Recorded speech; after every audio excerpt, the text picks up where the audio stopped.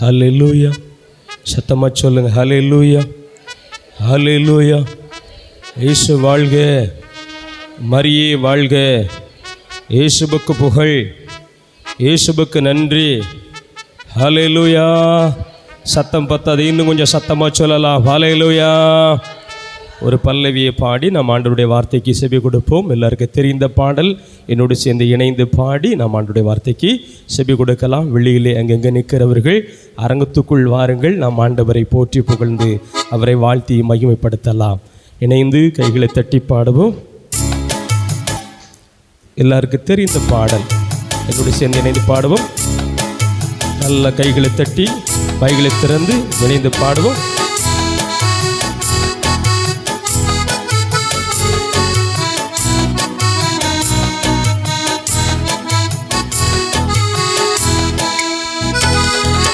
உனக்கொருவர் இருக்கிறா, உன்னை விசாரிக்க துடிக்கிறா, உன்னையும் என்னையும் இயேசு நேசிக்கிறா. உன்னை உள்ளங்கைகளில் வரைந்திருக்கிறா. உனக்கொருவர் இருக்கிறா, உன்னை விசாரிக்க துடிக்கிறா, உன்னையும் என்னையும் இயேசு நேசிக்கிறா.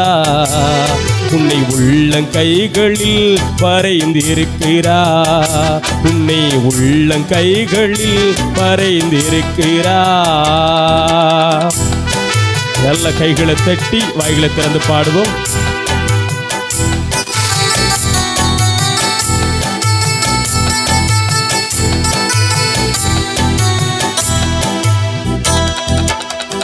ஆகாதவன் என்று உன்னை யார் தள்ளினாலும் ஆபிரகாமின் தேவன் உன்னை தள்ளிடுவாரோ.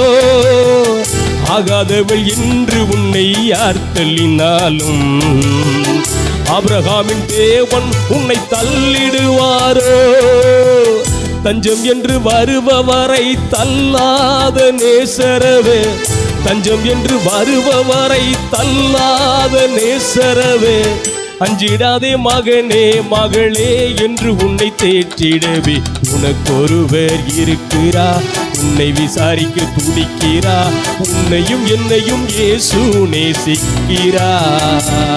உன்னை உள்ளங்கைகளில் வரைந்திருக்கிறா. எல்லா கைகளை தட்டி பாடுவோம்.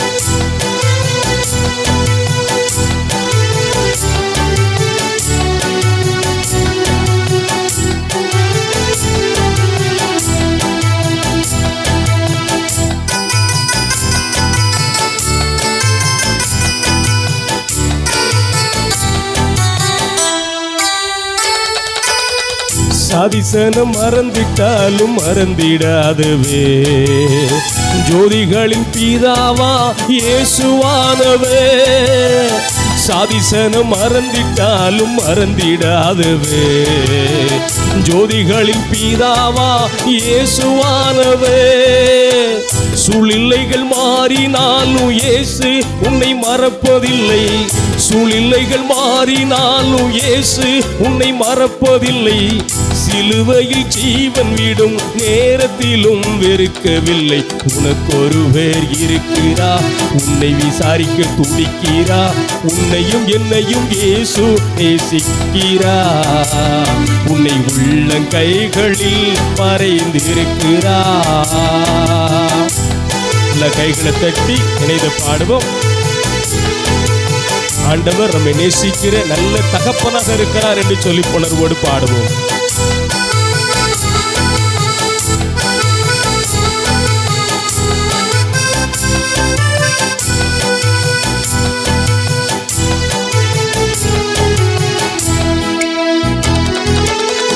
வியாதியீசன் என்று உன்னை ஒதுக்கி வைப்பார்கள். வேண்டாத வார்த்தைகளை சொல்லி புண்படுத்துவார்கள்.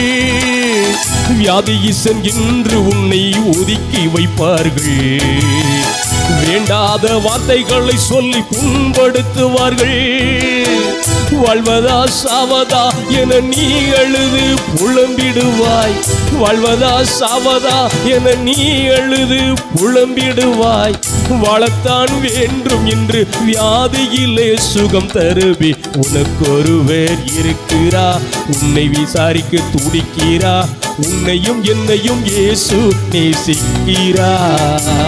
உன்னை உள்ள கைகளில் வரைந்திருக்கிறா.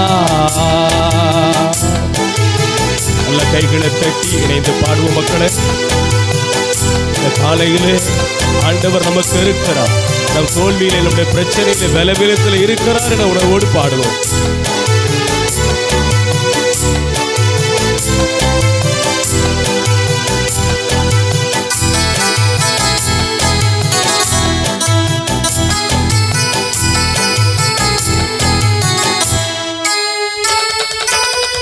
கஷ்டப்படும் போது நமக்கு உதவுவாரில்லை. கடன்பட்ட போது அதை தீர்ப்பவரில்லை. கஷ்டப்படும் போது நமக்கு உதவுவாரில்லை. கடன்பட்ட போது அதை தீர்ப்பவரில்லை. இஷ்டப்பட்ட தெய்வங்கள் எல்லாம் கும்பிட்டு பார்த்தாச்சு. நம்ம கஷ்டங்களை தீர்க்க அவை முன் வரவில்லை. உலகத்தில் தெய்வங்கள் உண்டு சொல்வதெல்லாம் சும்மாங்க. இயேசு கிறிஸ்து ஒருவரே மெய்யான தெய்வமுங்க. ஜனங்களின் பாவம் நீக்கி ரட்சிக்க வந்த தெய்வமுங்க. உனக்கு ஒருவர் இருக்கிறா. உன்னை விசாரிக்க துடிக்கிறா. உன்னையும் என்னையும் இயேசு நேசிக்கிறா. உன்னை உள்ள கைகளில் வரைந்திருக்கிறா. உனக்கொருவர் இருக்கிறா. உன்னை விசாரிக்க துடிக்கிறா. உன்னையும் என்னையும் இயேசு நேசிக்கிறா. நம்மை உள்ள கைகளில் வரைந்திருக்கிறா. நம்மை உள்ள கைகளில் வரைந்திருக்கிறா. ஹல்லேலூயா. எத்தனை பேருக்கு சந்தோஷம் நமக்கு ஒருவர் இருக்கிறார் என்ற அந்த உணர்வுக்காக. ஹல்லேலூயா, ஹல்லேலூயா.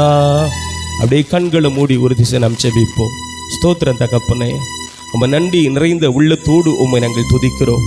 எங்கள் ஆயுள் நாளை ஆண்டவரே, ஒரு நாள் எங்களுக்கு நீர் சேர்த்து தந்திருக்கிறீர் ஆண்டவரே. அதற்காக உமக்கு நன்றி. இதோ இந்த காலையில் கூட ஆண்டவரே உடைய வார்த்தைகளை நாங்கள் தியானிக்க போகிறோம். ஆண்டவரே, எந்த மனிதனையும் உயிர்ப்பிக்கிற மெய்யான உம்முடைய வார்த்தை, உம்முடைய சத்தியம் இதோ இந்த வேளையிலே எங்கள் மத்தியிலே வர வேண்டும் என்று சொல்லி ஜெபிக்கிறோம் ஐயா.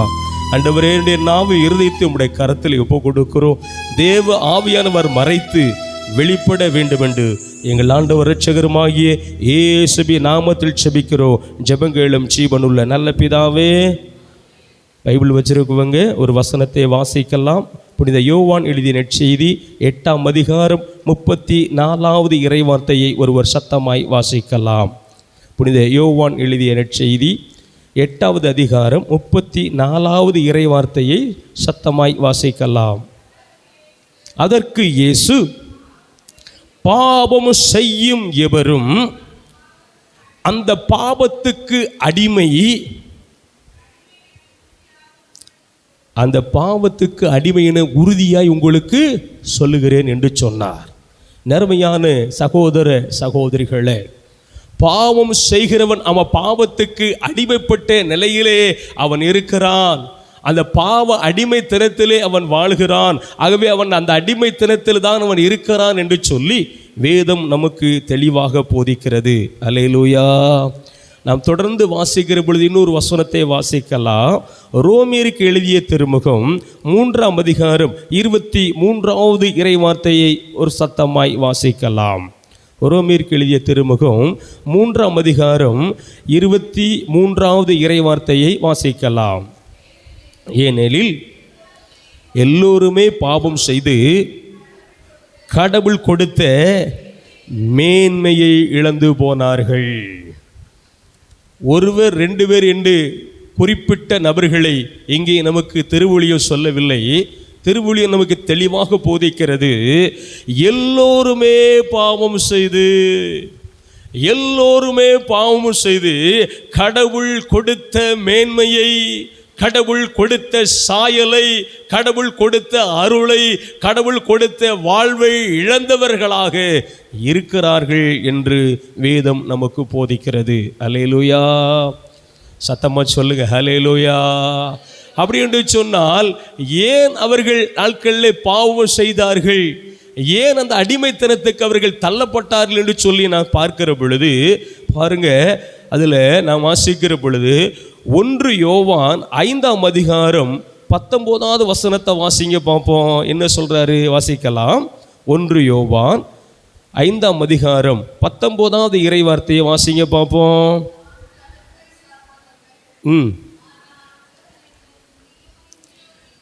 பாருங்க, உலகம் அனைத்தும் யார் பிடியில் இருக்கிறதா? தீயவன் என்று சொன்னால் யாரு? பிசாசு. இந்த உலகம் பிசாசுடைய பிடியில் இருக்கிறது, இந்த உலகம் பிசாசுடைய கட்டுப்பாடுக்குள்ள இருக்கிறது என்று நமக்கு திருவிழியம் போதிக்கிறது. ஆகவே அவனுடைய கட்டுப்பாடுக்குள் இருப்பதனால தான், அவனுடைய ஆட்சிக்குள் இருப்பதனால தான் எல்லோரும் பாவம் செய்து கடவுள் கொடுத்த மேன்மையை இழந்து போனார்கள் என்று சொல்லி நாம் வாசிக்கிறோம். அதை தொடர்ந்து வாசிக்கிற பொழுது அன்பானவர்களே, கொரிந்தியருக்கு எழுதிய 2ஆம் திருமுகம் 4ஆம் அதிகாரம் 4வது வசனத்தை வாசித்து பாருங்கள். கொரிந்தியருக்கு எழுதிய 2ஆம் திருமுகம் 4வது அதிகாரம் 4வது வசனத்தை வாசிக்கலாம். இவ்வுலகின் தெய்வம் நம்பிக்கை கொண்டிராதபடி அறிவு கண்களை குருடாக்கி வைத்திருக்கிறான். இந்த உலகத்துடைய தெய்வம் என்று சொன்னால் யாரு? பிசாசானவன் கடவுள் மீது, தெய்வத்தின் மீது நம்பிக்கை இல்லாதபடி, நம்பிக்கை வரக்கூடாதபடி அறிவு கண்களை அவன் குருடாக்கி வைத்திருக்கிறான் என்று சொல்லி திருவுளியம் நமக்கு போதிக்கிறது. அல்லேலூயா, சத்தமா சொல்லுங்க அல்லேலூயா. இப்போ ஏன் பாவம் செய்கிறாங்க அப்படின்னு சொல்லி புரியுதா? இந்த பாவத்துக்கு பின்னால் இருக்கக்கூடிய ஆள் யாருன்னு சொல்லி தெரிகிறதா? ஆகவே அவனுடைய தூண்டுதலின் நிமித்தமாக, அவனுடைய இச்சையின் நிமித்தமாக, அவன் கொடுக்கிற ஆசை நிமித்தமாக மக்கள் பாவத்தை நாட்களிலே தேடி சென்று அதில் விழுந்து கொண்டிருக்கிறார்கள். ஆகவே நீதிமான் ஒருவனும் இல்லை என்று சொல்லி நாம் பைபிளிலே வாசிக்கிறோம். அல்லேலூயா. நான் ரோமேற்கு எழுதிய திருமுகம் 3ஆம் அதிகாரம் 10வது வசனத்தை வாசித்தீங்கன்னா அது அருமையாக சொல்லப்பட்டிருக்கிறது. ரோமேற்கு எழுதிய திருமுகம் 3ஆம் அதிகாரம் 10வது இறைவார்த்தையை வாசிங்க பார்ப்போம். அவ்வாறே மறை நூலில் எழுதி உள்ளதே, நேர்மையாளர் ஒருவர் கூட இல்லை. நேர்மையாய் நீதியாய் நடக்கக்கூடிய மனுஷன் யாரும் இல்லை. நீதிமான் இந்த உலகத்திலே ஒருவனும் இல்லை, நீதிமான் ஒருவனும் இல்லை என்று சொல்லி பைபிள் நமக்கு திட்டமும் தெளிவுமாய் போதிக்கிறது. ஆனால் இன்னொரு வசனம் சொல்லுகிறது, நீதிமான் ஜெபிக்கிற ஜெபத்துக்கு, நீதிமான் மன்றாடுகிற பொழுது ஆண்டவர் செவி கொடுக்கிறார் என்று ஒரு வசனம் உண்டு. நேர்மையான சகோதர சகோதரிகளே, அப்படின்னு சொன்னால் அந்த நீதிமான் யார்? அந்த நீதிமான் ஜெபிக்கிற ஜெபத்துக்கு அதிக பலனுண்டு சொல்லி வாசிக்கிறோமே. அந்த நீதிமான் மன்றாடுகிற பொழுது கடவுள் செவி கொடுக்கிறார் என்று சொல்லி வாசிக்கிறோமே. அந்த நீதிமான் யார் என்று சொன்னால் நீங்களும் நானும் ஆராதிக்கிற ஆண்டவராகிய இயேசு கிறிஸ்துவே அந்த நீதிமான். கைகளை தட்டி ஆண்டவருக்கு நன்றி சொல்லுவோம். அந்த நீதிமான் ஜெபிப்பதன் நிமித்தமாக, அந்த நீதிமானுடைய பரிந்துரை நிமித்தமாக, அந்த நீதிமானுடைய வேண்டுதல் நிமித்தமாக இன்றைக்கு நாம் ஜீவனோடு இந்த பூமியிலே வாழ்ந்து கொண்டு வருகிறோம். அல்லேலூயா, சத்தமா சொல்லுங்க அல்லேலூயா. எப்படி அவர் நீதிமானாய் மாற்றப்பட்டார், எப்படி அவர் நீதிமானாய் இந்த உலகத்துக்கு அவர் வந்தார் என்று சொல்லி நான் பார்த்தோம் என்றால், அன்புக்குரியவர்களே, நாம் முதல்ல பார்த்தோம் பாவம் செய்து கடவுள் கொடுத்த மேன்மையை இழந்து போனார்கள் என்பதாக வாசித்தோம். அன்பானவர்களே, பாவத்தை போக்குவதற்காக பழைய ஏற்பாடில் என்ன செய்தார்களா? லேவியர் புஸ்தகம் 4ஆம் அதிகாரம் 16வது வசனத்தை படித்து பாருங்கள். லேவியர் புஸ்தகம் 4ஆம் அதிகாரம் 16வது வசனத்தை ஒருவர் வாசிக்கலாம். லேவியர் 4ஆம் அதிகாரம் 16வது இறைவார்த்தையை வாசிங்க பார்ப்போம். அவர்கள் செய்வது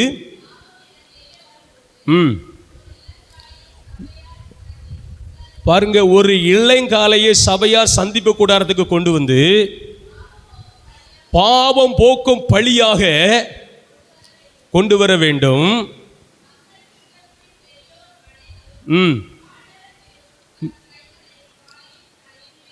வைப்பார்கள்.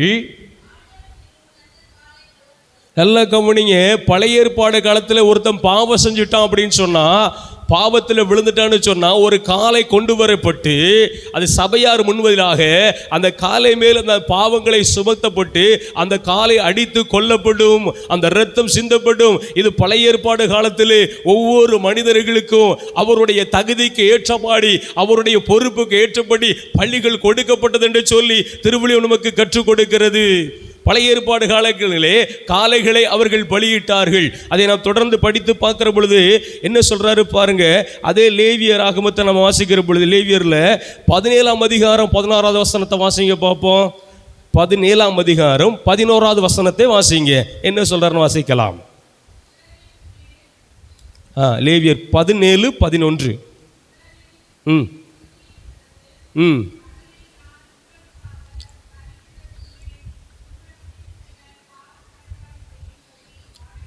பாருங்க, உடல் அதாவது இரத்தத்தில் உயிர் இருக்கிறது, அது பலிபீடத்திலே தெளிக்கப்படுகிறது என்பதாக வாசிக்கிறோம். பழைய மொழிபெயர்ப்பு பார்த்தா இன்னும் அது தெளிவாக இருக்கும். அன்பானவர்களே, நம்ம இரத்தத்தில் உயிர் இருக்கிறது, அது பலிபீடத்தின் மேல் தெளிக்கப்பட்டு பாவம் போக்கும் பலியாக, நல்லுறவு பலியாக அது ஏற்படுத்தப்பட்டது என்பதாக நாம் வாசிக்கிறோம். அதை தொடர்ந்து வாசிக்கிற பொழுது அன்பானவர்களே, நாம் ஆண்டவருடைய வார்த்தை நமக்கு இன்னும் தெளிவாக சொல்லப்பட்டிருக்கிறது. பாருங்க, 1 அரசர்கள் 8ஆம் அதிகாரம் 5வது வசனத்தை படித்து பார்க்கிற பொழுது அங்கே மிகப்பெரிய ஒரு பலியானது கொடுக்கப்பட்டிருக்கிறது. 1 அரசர்கள் 8ஆம் அதிகாரம் 5வது வசனத்தை வாசிங்க பார்ப்போம்.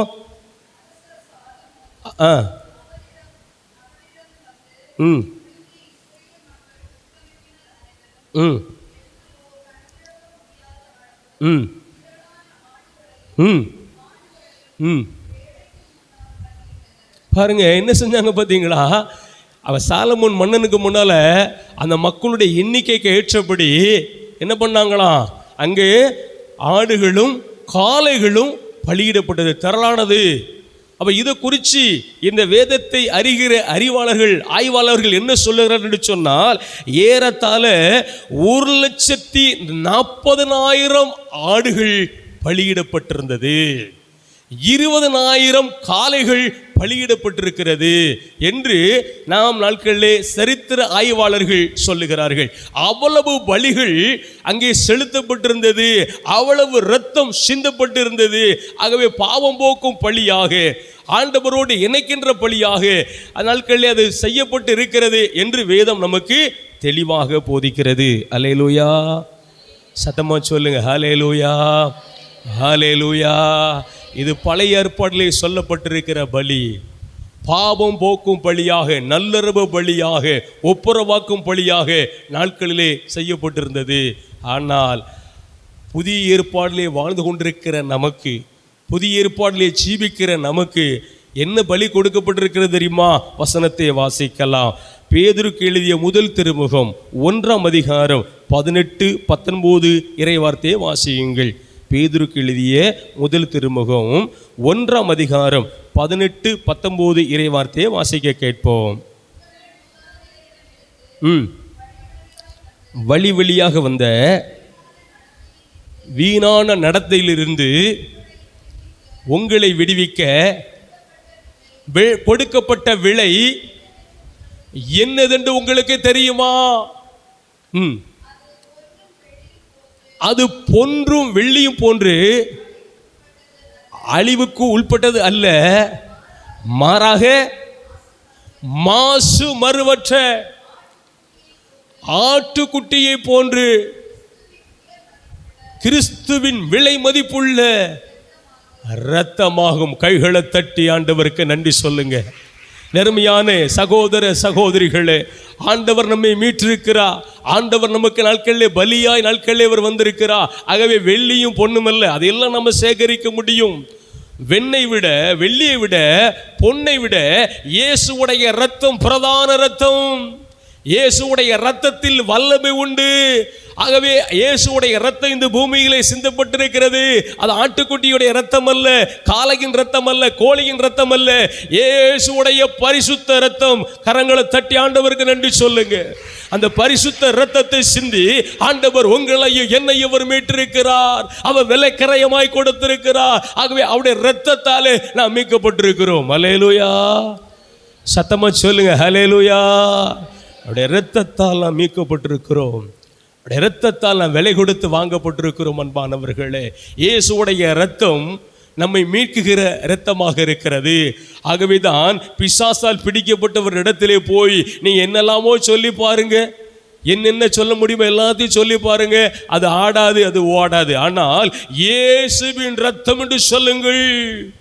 இயேசுவுடைய இரத்தத்தை நீங்கள் உச்சரிப்பீர்கள் என்று சொன்னால், இயேசுவின் இரத்தம் ஜெயம் என்று சொல்லி, இயேசுவின் இரத்தத்தை பூசுகிறேன் என்று சொல்லி, அந்த இரத்தத்துக்கு பிசாசானவன் நடுகிறான் என்று சொன்னால், அந்த மாசு மறுவற்ற இரத்தம் இந்த பூமியிலே எல்லா மக்களுக்குமாய் சிந்தப்பட்டிருக்கிறது. ஹல்லேலூயா, சத்தமா சொல்லுங்க ஹல்லேலூயா. அந்த இரத்தம் எங்கிருந்து வந்ததா? பைபிளை வாசிக்கலாம். யோவான் எழுதின நற்செய்தி 1ஆம் அதிகாரம் 1-2 இறைவார்த்தையை படித்து பாருங்கள். யோவான் எழுதின நற்செய்தி 1ஆம் அதிகாரம் 1-2 இறைவார்த்தையை சத்தமாய் வாசிக்கலாம். தொடக்கத்தில் வாக்கு இருந்தது, அந்த வாக்கு கடவுளோடு இருந்தது, அது கடவுளாகவும் இருந்தது.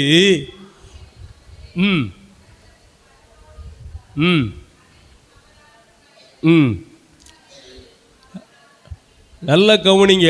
வாக்கு மனிதரானார், அவர் நம்மிடத்திலே குடிகொண்டார். ஹல்லேலூயா, சத்தமா சொல்லுங்க ஹல்லேலூயா. அன்பானவர்களே, இயேசுவுடைய இரத்தத்துக்கு ஏன் அவ்வளவு சிறப்பு இருக்கிறது?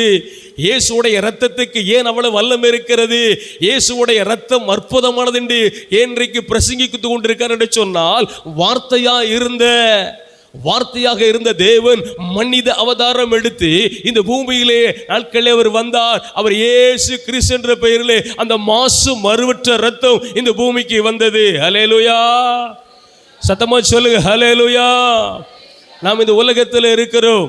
ஒரு கிரிமினல் குற்றத்தை செய்த ஒரு மனிதன், கிரிமினல் குற்றம் சாட்டப்பட்டிருக்கிற ஒரு மனிதன் இன்னொருத்தன்ல போய் ஜாமீன் எடுக்க முடியுமா?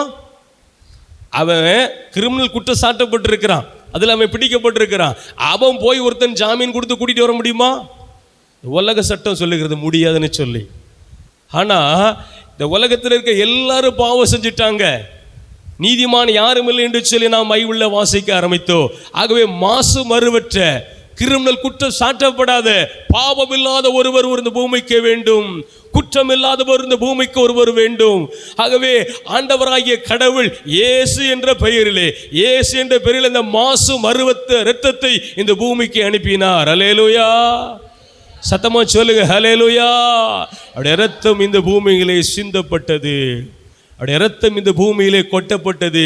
அதன் நிமித்தமாய் நாம் பரிசுத்தமாய் மாற்றப்பட்டிருக்கிறோம். ஹல்லேலூயா, சத்தமா சொல்லுங்க ஹல்லேலூயா. இயேசு வாழ்க, மரியே வாழ்க, இயேசுவுக்கு புகழ், இயேசுவுக்கு நன்றி. எழுந்து நின்று ஒரு பல்லவியை பாடுவோமா?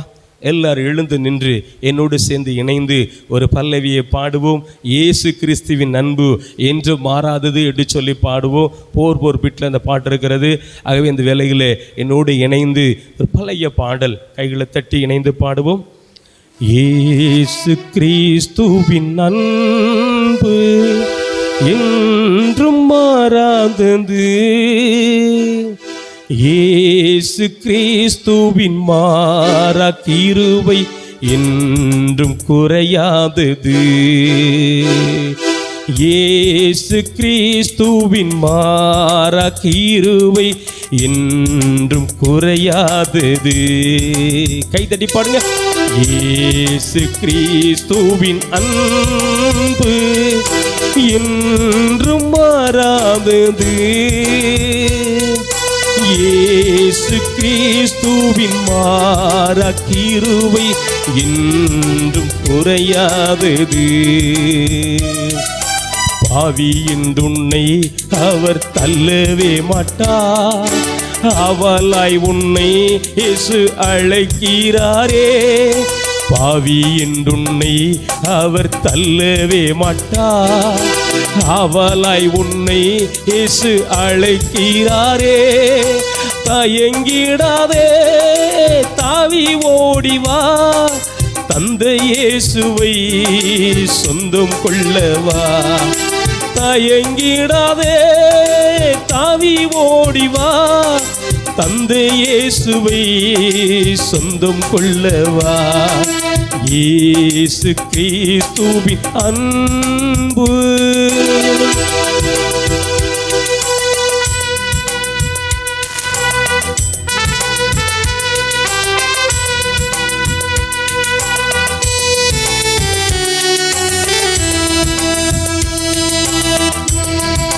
கைகளை தட்டி இணைந்து பாடுவோம்.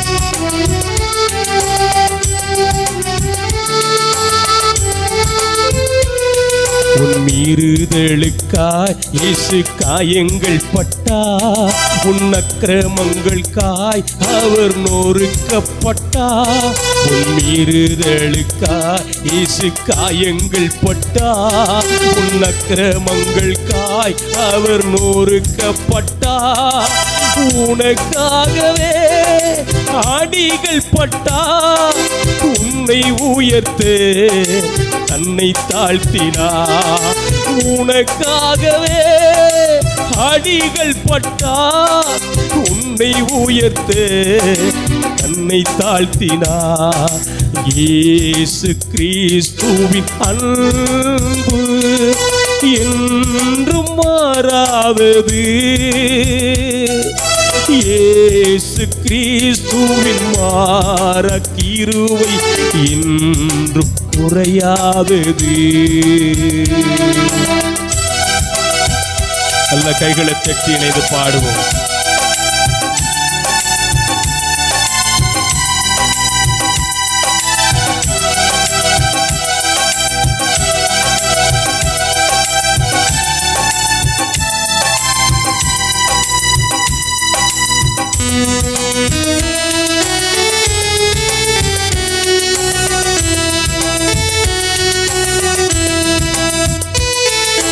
தாயும் தந்தையும் உன்னை தள்ளிவிட்டாலும், சொந்த பந்தங்கள் உன்னை கைவிட்டாலும், தாயும் தந்தையும் உன்னை தள்ளிவிட்டாலும், சொந்த பந்தங்கள் உன்னை கைவிட்டாலும், கலங்கிடாதே, கண்ணின் ஈமை போல் காத்து கொள்ளுவார், சேர்த்து கொள்ளுவார்.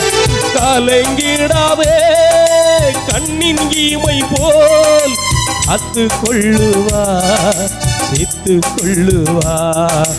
இயேசு கிறிஸ்துவின் அன்பு என்றும் மாறாதது.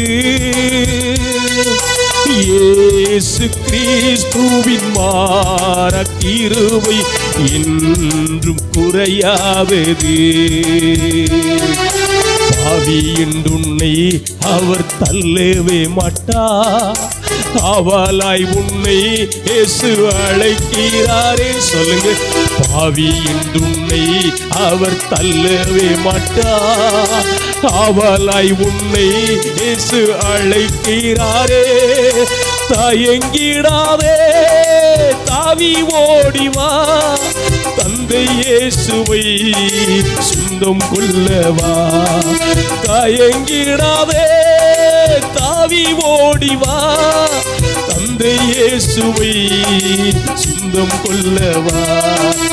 இயேசு கிறிஸ்துவின் அன்பு. கரங்களை உயர்த்தி சொல்லுங்க. உன் மீறுதலுக்காய் இயேசு காயங்கள் பட்டார். உன் அக்கிரமங்களுக்காய் அவர் நொறுக்கப்பட்டார். நெஞ்சில கையை வைத்து சொல்லுங்க. என் மீறுதலுக்காய் இயேசு காயங்கள் பட்டார். என் அக்கிரமங்களுக்காய் அவர் நொறுக்கப்பட்டார். எனக்காகவே அடிகள் பட்டார், என்னை உயர்த்த தன்னை தாழ்த்தினார். சொல்லுங்க, எனக்காகவே அடிகள் பட்டார், என்னை உயர்த்த தன்னை தாழ்த்தினார், என்னை உயர்த்த தன்னை தாழ்த்தினார். அப்படி அமர்ந்து கொள்வோம்.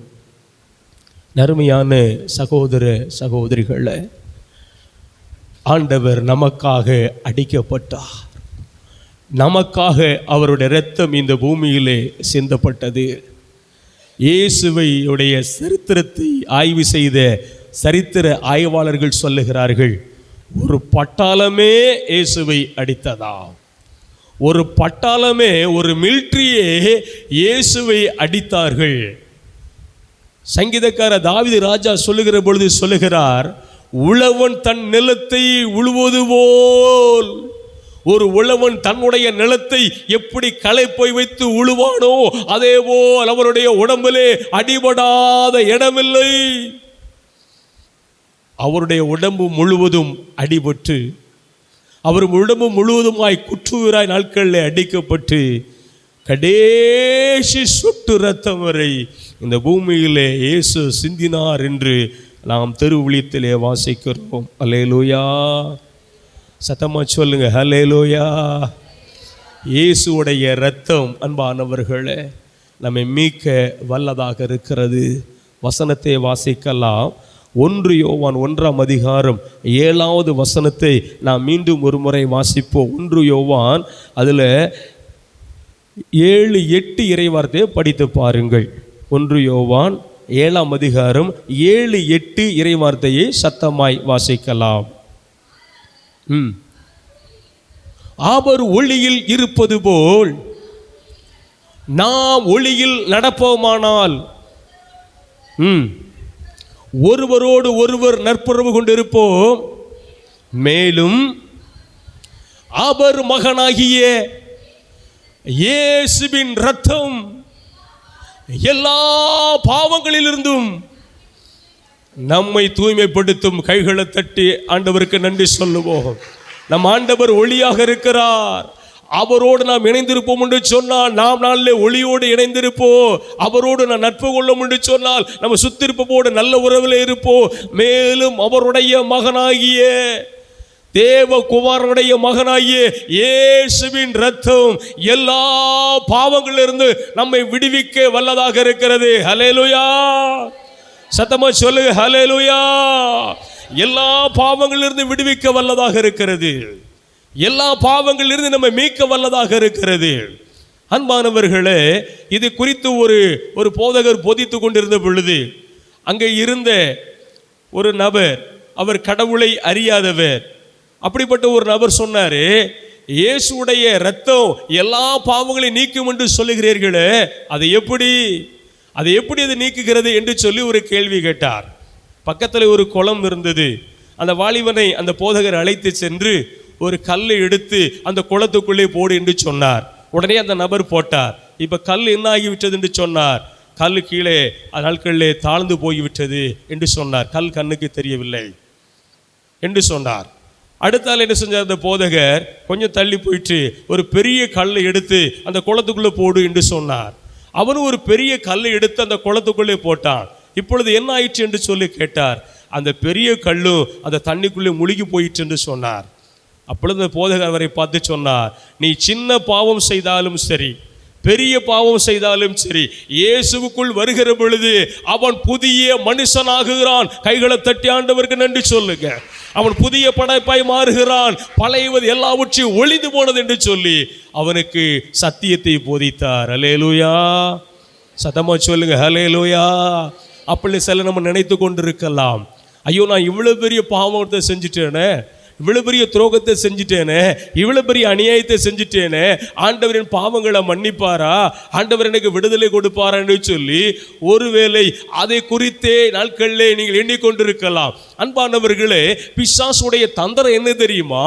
நீங்கள் பாவம் செய்ய நாட்களில் முற்படுகிற பொழுது ஆசையவன் தூண்டுவான். அதான் அவனுடைய வேலை. யாரும் பார்க்கல, அந்த வீட்டு ஜன்னல்லாம் பூட்டி தான் இருக்கிறது, இந்த வீட்டு கதவெல்லாம் பூட்டி தான் வச்சிருக்கிறாங்க அப்படின்னு சொல்லி ஆசையை தூண்டுவது அவனுடைய வேலை. பாவத்திலே அடிமைப்படுத்துவதற்காக ஆசையை தூண்டுவான், இச்சையை தூண்டுவான், பெருமையை தூண்டுவான். ஆகவே இந்த நாட்களில் அவன் தூண்டி அதிலே விழத்தட்டி விட்டு அடுத்தவன் என்ன செய்வான் தெரியுமா? நீங்க பாவரிக்கை செய்ய போகும் பொழுது அவன் வெட்கத்தை தூண்டுவான். அல்லேலூயா. இதை போய் சொல்ல போறிய, இதை சொல்லலாமா? இதை பொய்யா சொல்ல போற? அவங்க என்ன நினைப்பாங்க? ஐயோ, தெரிஞ்ச நபராச்சே, நாளைக்கு ஏதாவது ஒரு பிரச்சனை வந்துருமேன்னு சொல்லி வெட்கத்தை தூண்டுவது அவனுடைய வேலை. இதுதான் இன்றைக்கு பிசாசு செய்து கொண்டு நாம் பைபிளில் வாசித்தோ, நம்பிக்கை கொள்ளாதபடி, அருள் சாதனத்தின் மேலே நம்பிக்கை கொள்ளாதபடி, பாவ சங்கீதத்திலே நம்பிக்கை கொள்ளாதபடி, பாவ மன்னிப்பிலே நம்பிக்கை கொள்ளாதபடி இந்த உலகத்துடைய தெய்வம் எல்லாருடைய கண்களையும் அவன் குருடாய்க்கு வைத்திருக்கிறார் என்று சொல்லி வேதம் நமக்கு போதிக்கிறது. அல்லேலூயா. சத்தமா சொல்லுங்க, அல்லேலூயா, அல்லேலூயா. அப்படியே யாருடைய கண்ணெல்லாம் குருடாய்க்கு வச்சிருந்தான் தெரியுமா? யாருடைய கண்ணெல்லாம் குருடாய்க்கு வச்சிருந்தான் தெரியுமா? எல்லாம் யோசித்து பாருங்க. பிலாத்து இயேசுவோடு பேசுகிறான், இயேசுவோடு பேசுகிறான். இயேசுவோடு பேச பாக்கியம் பெற்றவன் பிலாத்து. அவன் அவரிடத்துல சொல்றான், நீ அரசன் தானா, நீ மெசியாவா என்று சொல்லி அவன் கேட்கிறான். பாருங்க, ஒரு நாட்டு தலைவனையே பிசாசு குருடாய்க்கு வச்சிருந்தான்.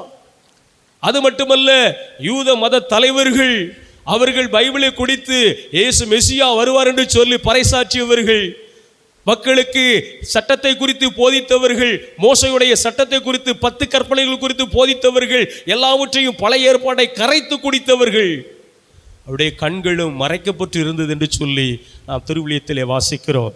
எல்லாவற்றுக்கும் மேலாக இயேசுடைய 12 சீடர்கள், இயேசுடைய 12 சீடர்களும் அவரோடு உண்டார்கள், அவரோடு உறங்கினார்கள். அவர் போகிற இடங்களிலே 3.5 ஆண்டுகள் பணிகளிலே அவர் பயன்படுத்தப்பட்ட நபர்கள் இயேசுடைய சீடர்கள். அவருடைய கண்களும் மறைக்கப்பட்டு இருந்தது என்று சொல்லி நாம் வேதத்திலே வாசிக்கிறோம். எப்பொழுது அவருடைய கண்கள் திறக்கப்பட்டுச்சு, எப்பொழுது அந்த மகிமையை இயேசுவை நாட்கள் அவர்கள் கண்டு கொண்டார்கள் என்று சொன்னால், அன்பானவர்களே, எம்மாவுசுக்கு அவர்கள் பயணம் செல்கிறார்கள். இயேசு அவர்களோடு கூட போகிறார். ஒரு பழிவாக்கனை போல் அவரோடு பேசிக்கொண்டு போகிறார். அவர்கள் இருவரும் பேசிக்கொள்கிறார்கள். ஐயோ, இப்படி என்ன ஆகிடுச்சு, இப்படிலாம் போயிட்டுதே, இது என்ன செய்ய போகிறோம், இயேசுவை அடிச்சிட்டாங்களே, இயேசுவை கொண்டுட்டாங்களே சொல்லி இயேசுவை பற்றி பேசுகிறார்கள், இயேசுவோடு பேசுகிறார்கள். அல்லேலூயா. இயேசு அவர்கிட்ட கேட்கிறாரு, யாரை குறித்து பேசுறீங்க, என்னையா பேசிக்கிட்டே போறீங்களே, எதை குறித்து பேசுறீங்க என்று சொன்ன பொழுது, அப்போ உங்களுக்கு தெரியாதா ஐயா, எருசலேமில் நடந்த நிகழ்வு உங்களுக்கு தெரியாதா? ஒரு மனுஷன் அநியாயமாய் கொல்லப்பட்டு விட்டாரு, இரத்தம் இந்த பூமியிலே சிந்தப்பட்டதை சொல்லி இயேசுவை குறித்து தான் பேசுகிறார்கள், இயேசுவோடு தான் பேசுகிறார்கள்.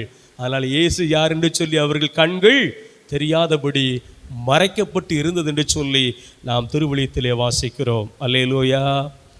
சத்தமா சொல்லுங்க, அல்லேலூயா, அல்லேலூயா. அருமையான ஆண்டவருடைய பிள்ளைகளே, நாமும் இன்னைக்கு ஆண்டவருடைய ஒளியை காணக்கூடாதபடி, ஆண்டவருடைய இரத்தத்திலே கழுவ முடியாதபடி இன்னைக்கு நம்முடைய கண்களும் அநேக காரியங்களிலே கட்டப்பட்ட நிலையில் தான் இருக்கிறது. அந்த இரத்தத்தின் மகிமையை காணாதபடி, அந்த இரத்தத்தின் பிரகாசத்தை காணாதபடி, அந்த இரத்தம் நம்மேல் தெளிப்பதற்கு அனுமதி கொடுக்காதவர்களாக நாம் நாட்களிலே ஜீவித்து கொண்டு வருகிறோம் என்று பைபிள் நமக்கு போதிக்கிறது. அதுதான் திருவெளிப்பாடில் நாம் வாசிக்கிறோம். 3ஆம் அதிகாரம் 15வது வசனத்தை நீங்கள் படித்து பாருங்கள். திருவெளிப்பாடு 3ஆம் அதிகாரம் 15வது வசனத்தை படித்து பார்க்கிற பொழுது அங்கே சொல்லப்பட்டிருக்கிறத வாசிக்கலாம். உன் செயல்களை நான் அறிவேன், நீ குளிர்ச்சியாகவும் இல்லை, சூடாகவும் இல்லை. நீ குளிர்ச்சியாக இருந்தால், சூடாக இருந்திருந்தால் எத்துணை நலமாக இருந்திருக்கும். இவ்வாறு நீ குளிர்ச்சியாகவோ சூடாகவோ இல்லாமல் வெது வெதுப்பாக இருப்பதினால் என் வாயில் இருந்து உன்னை கக்கி விடுவேன் என்று சொல்லுகிறார். நறுமையான சகோதர சகோதரிகளை, நாம் தியானத்துக்கு வருகிறோம், தியானம் செய்கிறோம், பாவ மன்னிப்பு நிச்சயத்தை பெறுகிறோம். நாம் இனி இப்படிப்பட்ட பாவங்களை செய்வதென்று சொல்லி தீர்மானம் எடுக்கிறோம், அதற்காக வாழ்வதற்கு முயற்சி எடுக்கிறோம், நல்லதுதான். ஆனால் என்ன நடக்கிறது? மீண்டும் வாழ்க்கையிலே, உலகத்துக்குள்ளே, மீண்டும் நம்முடைய ஊருக்குள்ளே, மீண்டும் நம்முடைய குடும்பத்துக்குள்ளே, மீண்டும் நம்முடைய நண்பருக்குள்ளே போகிற பொழுது மீண்டும் பழைய நிலைக்கு நாம் தள்ளப்படுகிறோம். மீண்டும் அந்த பாவம் நம்மளை ஒட்டி கொள்கிறது. எதை செய்யக்கூடாது என்று சொல்லி நினைக்கும் அதை செய்கிறோம். அதை மீண்டும் அதை அதிகரிக்கிறதே தவிர அதை குறைந்த பாடில்லை. ஆகவேதான் வேதம் நமக்கு போதிக்கிறது, நீ ஒன்று சூடாக இரு அல்லது குளிர்ச்சியாக இரு. ஆகவே நீ வெதுவெதுப்பாத நிலையிலே இருந்து என்று சொன்னால், இயேசுவோட இரத்தத்தால் கழுவப்பட்டிருக்கிற நாம், இயேசுவோட இரத்தத்தால் மீட்கப்பட்டிருக்கிற நாம் மீண்டும் பழைய வாழ்க்கைக்கு, மீண்டும் பழைய பாவத்துக்கு, மீண்டும் பழைய நண்பர்களோடு போய் நாம் நாட்களில் சேருவோம் என்று சொன்னால், ஆண்டவர் சொல்றாரு, நீ வெதுவெதுப்பான நிலையில் இருக்கிற, நீ சூடாகவும் இல்லை குளிர்ச்சியாகவும் இல்லை, நீ எனக்குள்ளேயும் இல்லை, நீ எங்கே உட்கார்ந்துக்கிட்டு இருக்க நீ யோசித்துப்பா. இதே நிலைமை மீண்டும் மீண்டும் மீண்டும் மீண்டும் அது நீடித்து சொன்னால், எத்தனை தியானம் செய்து இன்னும் பாவ மன்னிப்பு நிச்சயத்தை பெறாத ஒரு நிலையிலே நாம் மீண்டும் அதிலே விழுவோம் என்று சொன்னால், ஆண்டவர் சொல்றார், என் வாயில் இருந்து உன்னை கக்கி விடுவேன் என்று சொல்லுகிறார். ஹல்லேலூயா, சத்தமா சொல்லுங்க, ஹல்லேலூயா, ஹல்லேலூயா, ஹல்லேலூயா. அருமையான சகோதர சகோதரிகளை, யோசித்து பாருங்கள், நான் எந்த நிலையில் நான் இருக்கிறேன், எந்த நிலையில் நான் இருக்கிறேன். ஆண்டவர் நமக்கு தந்திருக்கிற விடுதலை, ஆண்டவர் தந்திருக்கிற நமக்கு மீட்பு, விலைமதிப்பில்லாத ஒரு மீட்பு, விலைமதிப்பில்லாத ஒரு விடுதலை ஆண்டவர் நமக்கு இலவசமாய் கொடுத்திருக்கிறார்.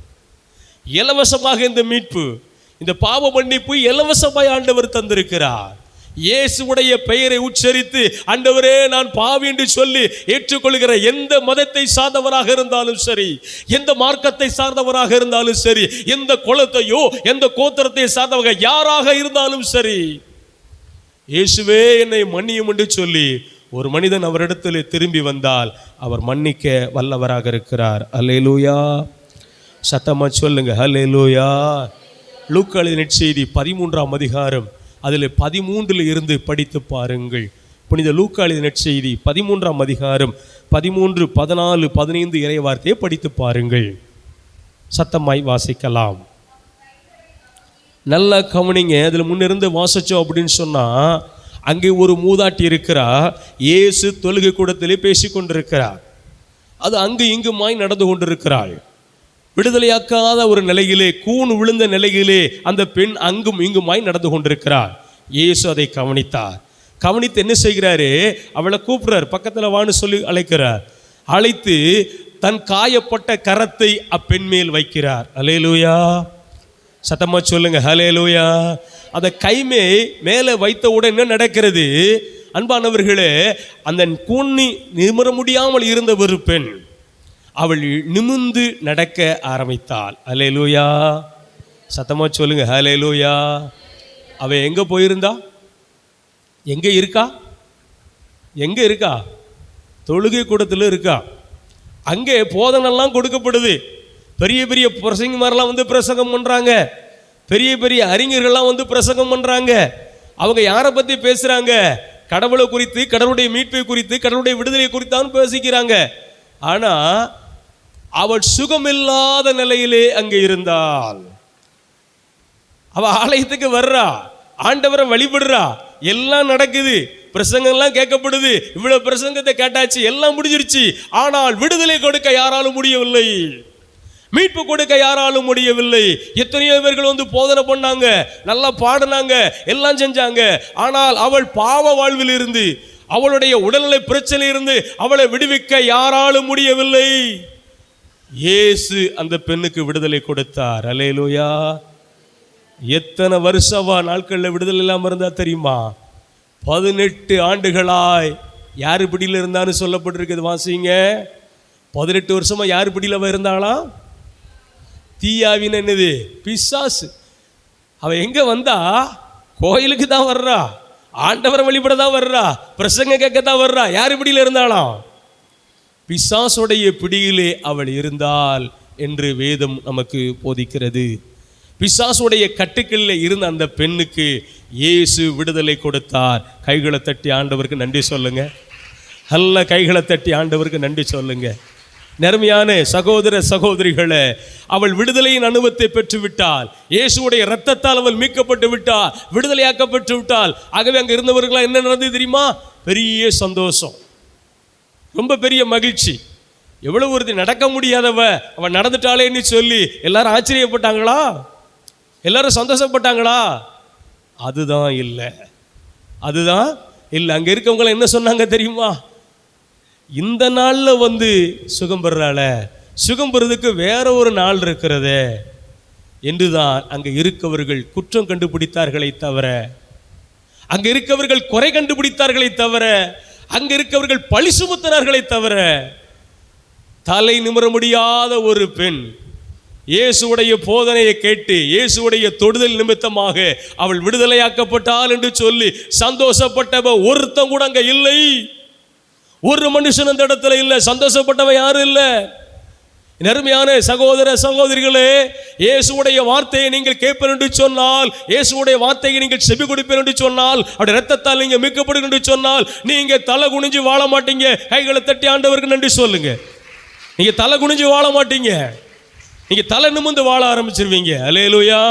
அதான் இயேசுடைய போதனை, அதான் இயேசு தருகிற விடுதலை, இயேசு தருகிற மீட்பு. என்ன நீங்க தலை குனிஞ்சு வாழணும்னு சொல்லி நினைக்கல. ஐயா அம்மா இதை கேட்கிறேன் அருமையான சகோதரியே, இந்த யூடியூப் வெளியே பார்த்து கொண்டிருக்கிற என் அருமையான தேவ பிள்ளைகளே, நல்லா யோசித்து பாருங்க. ஆண்டவர் தந்த விடுதலையை சுவைக்கின்ற ஒரு மனிதன் தலை குனிஞ்சவன் வாழ மாட்டான். அல்லேலூயா. அவன் தலை நிமிர்ந்து வாழ ஆரம்பிச்சிருவான், அவன் தலை நிமிர்ந்து வாழ ஆரம்பிச்சிருவான். ஆண்டவர் உங்க தலையை உயர்த்த வல்லவராக இருக்கிறார். அல்லேலூயா. ஏன் அவன் தலை நிமிர்ந்து ஆரம்பிக்கிறான்? இயேசுடைய இரத்தத்தால் கழுவப்பட்டவன் ஏன் தலை நிமிர்ந்து வாழ ஆரம்பிக்கிறான்னு சொன்னா, இனி அந்த சாராய கடைக்கு போக மாட்டான். அல்லேலூயா. இதுவரைக்கும் ஒரு கூட்டத்தில் இருந்தான், சாராய கடை கூட்டத்தில் இருந்தான். இதுவரைக்கும் மதுபான கூட்டத்தில் இருந்தான், மதுபான நண்பர்களோடு சுத்தி திரிந்தான். இயேசுடைய இரத்தம் அவனுக்கு மீட்கும் என்று சொன்னால் அதை செய்ய அவனால முடியாது. அல்லேலூயா. ஒரு காலத்தில் சீட்டு விளையாடுகிறவனாக அவர் கூட்டிக் கொண்டு 10 பேர் 5 பேரை கூட்டிக் கொண்டு வைத்துக் கொண்டு சீட்டு பிடிக்கிறவனாய் நாட்களில் இருந்தவன் இன்றைக்கு இயேசுவோட இரத்தத்தால் மீட்கப்படுவான் என்று சொன்னால், இயேசுவோட இரத்தத்தால் விடுதலையாக்கப்படுவான் என்று சொன்னால் அந்த கூட்டத்தில் போய் உட்கார மாட்டான். கைகளை தட்டி ஆண்டவர் நன்றி சொல்லுங்க. அந்த கூட்டத்தில் அவனால் போய் இருக்க முடியாது. ஏன்னா இயேசுவோட இரத்தத்தால் அவன் வாங்கப்பட்டிருக்கிறான், இயேசுடைய இரத்தத்தால் அவன் மீட்கப்பட்டிருக்கிறான். அன்பானவர்களே, புறம் பேசுகிற ஒரு கூட்டத்தில் உட்கார்ந்து பேசிக் கொண்டிருக்கிற ஒரு சகோதரி அவள் இயேசுடைய இரத்தத்தால் கழுவப்படுவாள் என்று சொன்னால், இயேசுடைய இரத்தத்தால் மீட்கப்படுவாள் என்று சொன்னால், அந்த புறம் பேசுகிற கூட்டத்துக்கு அவள் போக மாட்டா. அல்லேலூயா. சத்தமா சொல்லுங்க ஹல்லேலூயா. அந்த இடத்துக்கு அவளால் போயிருக்க முடியாது. டிவிக்கு சினிமா சீரியலுக்கு அடிமைப்பட்டிருக்கிற ஒரு ஜனம், அடிமைப்பட்டிருக்கிற ஒரு கூட்டம் நம்முடைய தமிழ்நாடு முழுவதும் அதுக்கு தான் இன்னைக்கு அடிமைப்பட்டிருக்கிறாங்க. கோடி கோடியாய் செலவழித்து இன்றைக்கு படங்களை எடுத்து அதில் இன்னைக்கு கால்களில் பிச்சைக்காரனாய் இருந்தவன் இன்னைக்கு சினிமா நடிக்கிறவன் மிகப்பெரிய கோடீஸ்வரனாய் மாறுகிற ஒரு சூழ்நிலையை உருவாக்கிற காரணம் என்ன? நம்முடைய தமிழ் மக்கள் சினிமா பார்த்தே கெட்டு போனவங்க. இன்னைக்கு நாடகம் பார்க்கலாம் தூக்கம் வராது, இந்த நாடகத்தை பார்த்தலாம் எனக்கு இன்னைக்கு உறக்க வராதுங்கிற நிலைக்குள்ள இன்னைக்கு தள்ளப்பட்டுட்டாங்க. அப்படி நாடகத்துக்கு அடிமைப்பட்டிருக்கிற ஒரு மனுஷன், சினிமாவுக்கு அடிமைப்பட்டிருக்கிற நிலைமை, கேளிக்கைக்கு அடிமைப்பட்டிருக்கிற ஒரு மனிதன் இயேசுடைய இரத்தத்தால் கழுவப்படும் என்று சொன்னால் மீண்டும் அந்த பாவ வாழ்க்கையை அவனால் திரும்பி பார்க்க முடியாது. அல்லேலூயா. ஏனென்று சொன்னால் இயேசு அவனுடைய தலையை உயர்த்தி விட்டார். அல்லேலூயா. அவன் தலையை நாட்களில் உயர்த்திற ஆண்டவர் நம்மையும் உயர்த்த வல்லவராக இருக்கிறார். இன்றைக்கு ஒரு வேளை உங்களுடைய வாழ்வு கூண் விழுந்த ஒரு நிலையில் இருக்கலாம், உங்களுடைய குடும்ப பொருளாதார கூண் விழுந்த நிலையில் இருக்கலாம், உங்களுடைய வருமானம் கூண் விழுந்த ஒரு நிலையில் இருக்கலாம், நீங்கள் செய்கிற தொழில் இன்னைக்கு ஒரு கூண் விழுந்த நிலையில் இருக்கலாம். ஆனால் ஆண்டவர் அதை நிமித்த வல்லவராக இருக்கிறார். அல்லேலூயா. சத்தமா சொல்லுங்க ஹல்லேலூயா. அந்த கூண் நிலையை மாற்ற வேண்டும் என்று சொன்னால், அந்த கூண் விழுந்த வாழ்க்கை மாற்றப்பட வேண்டும் என்று சொன்னால், என் அருமையான சகோதரியே நாட்களில் யோசித்து பாருங்க. அவள் இயேசுவிடத்திலே வந்தாள். அல்லேலூயா. அந்த கூண் விழுந்த பெண் யார்கிட்ட வந்தா? இயேசுகிட்ட வந்தா. அவர் அழைக்கிற பொழுது இயேசுவுக்கு அருகிலே வந்தார்.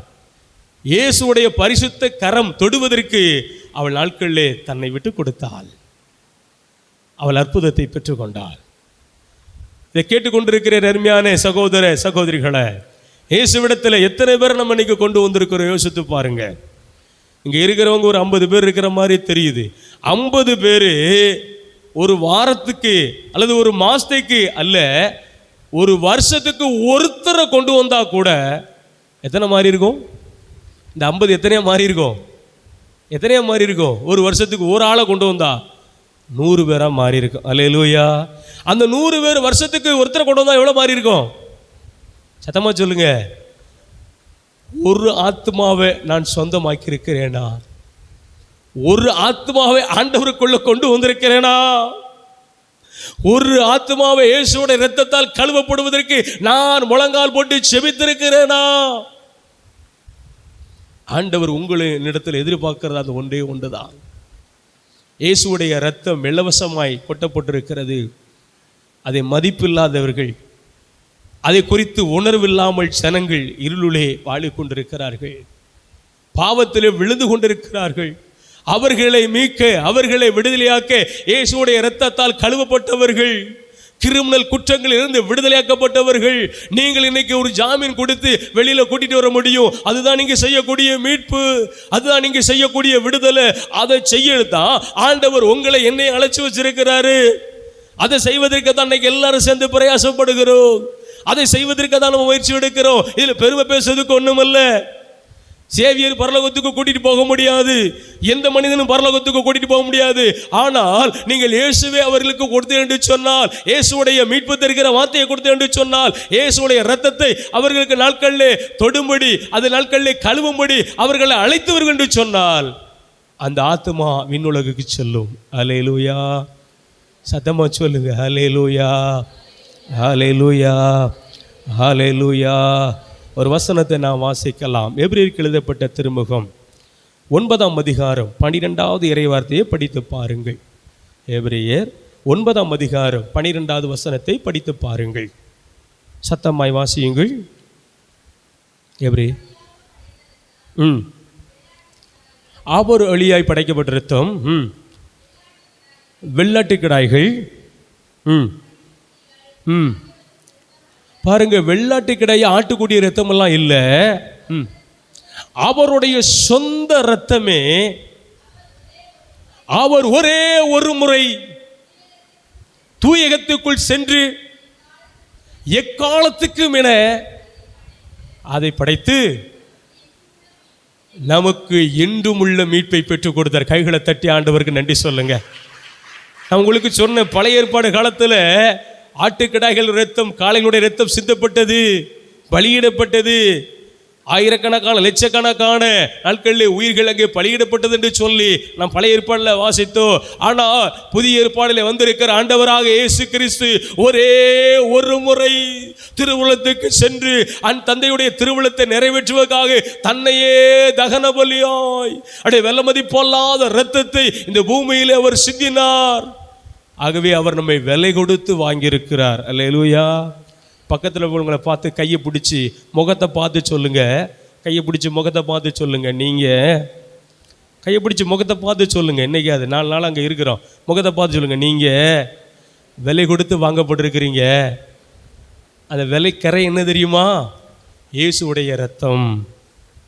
சத்தமாக சொல்லுங்க. அந்த விலைக்கரை என்ன தெரியுமா?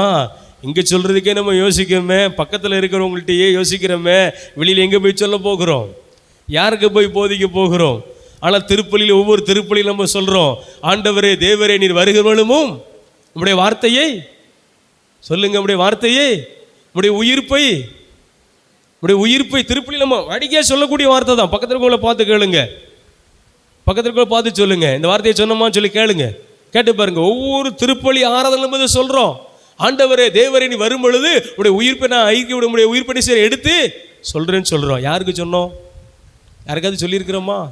யாருக்காவது குறித்து பேசியிருக்கிறோமா? ஆனால் நம்ம புடவையை பற்றி பேசுகிறோம், நகையை பற்றி பேசுகிறோம், அப்படி தானே?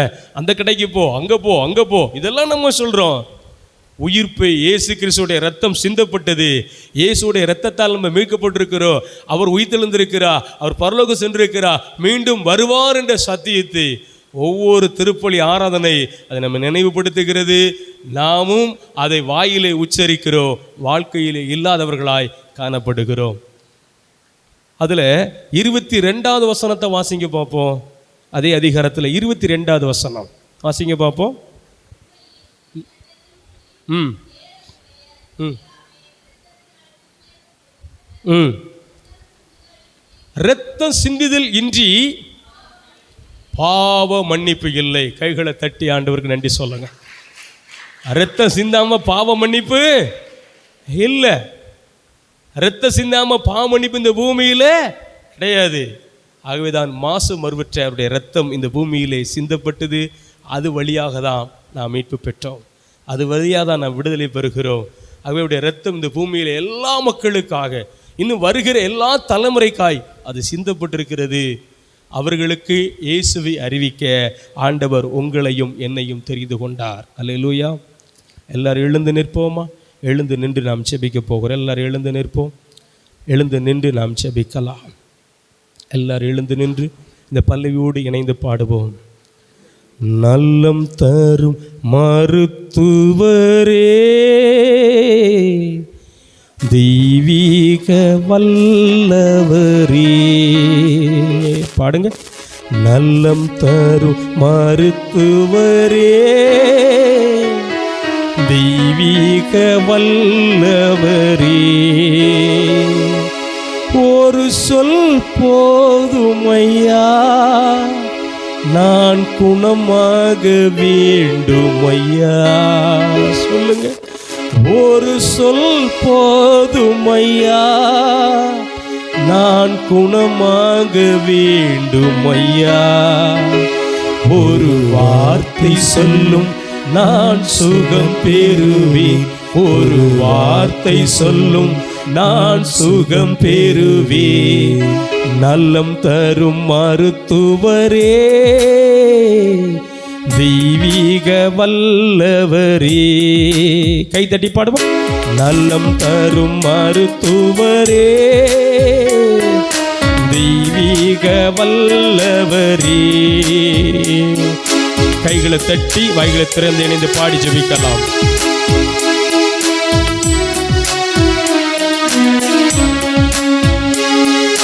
பல வருடங்களால் படுக்கையில் கிடந்தான், பரிவு கொண்டீர் அவன் நடந்து சென்றான்.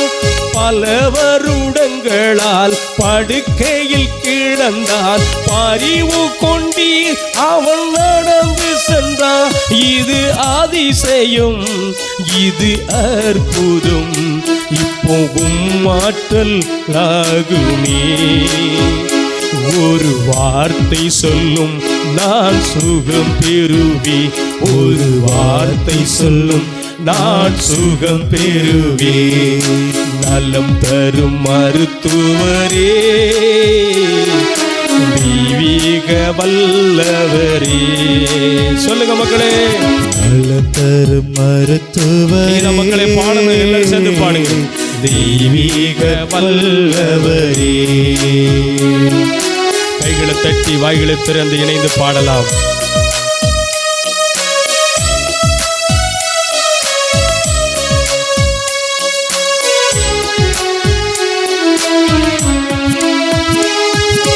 தாவீதின் மகனே எனக்கு இரங்கும் என்று கூப்பிட்ட குருடனின் குரல் கேட்டி.